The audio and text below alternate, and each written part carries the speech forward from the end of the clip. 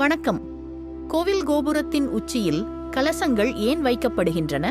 கோவில் கோபுரத்தின் மேல் இருக்கும் கலசம் வெறும் அலங்காரம் அல்ல, அது ஒரு தெய்வீக சக்தி மையம்.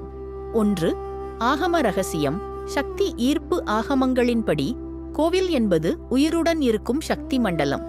கோபுரத்தின் உச்சியில் இருக்கும் கலசம் வானத்தில் பரவும் பிரபஞ்ச சக்தியை ஈர்க்கும். அந்த சக்தியை கீழே உள்ள கற்பகிரகத்திற்கு அனுப்பும்.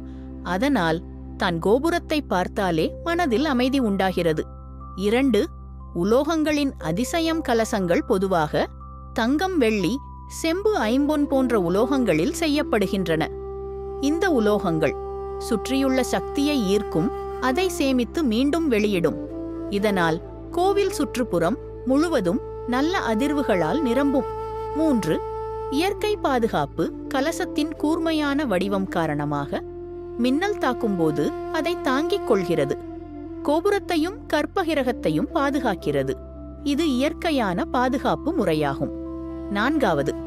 கலசத்திற்குள் இருக்கும் ரகசியம். கும்பாபிஷேகத்தின் போது கலசங்களுக்குள் நவதானியங்கள், மூலிகைகள், புனித உலோகங்கள் நிறைக்கப்படுகின்றன. இவை சக்தியை சேமித்து மெதுவாக வெளியிடுகின்றன. 5. அபிஷேக நீரின் சிறப்பு. கற்பகிரகத்தில் செய்யப்படும் அபிஷேக நீர் இந்த சக்தியுடன் கலந்து வெளியேறும் போது புனிதமாகிறது. அதனால் அந்த நீர் மிகவும் முக்கியமானதாக கருதப்படுகிறது. 6. சிலைகளின் குறுக்கே செல்லக்கூடாதது ஏன்? கோவிலில் ஒரு சக்தி ஓட்டம் உள்ளது. கலசம், கோபுரம், கற்பகிரகம், பக்தர்கள். இந்த ஓட்டத்தை பாதிக்காமல் இருக்கவே அந்த நெறி வைத்துள்ளனர். 7. கோபுர தரிசனம். கோடி புண்ணியம்.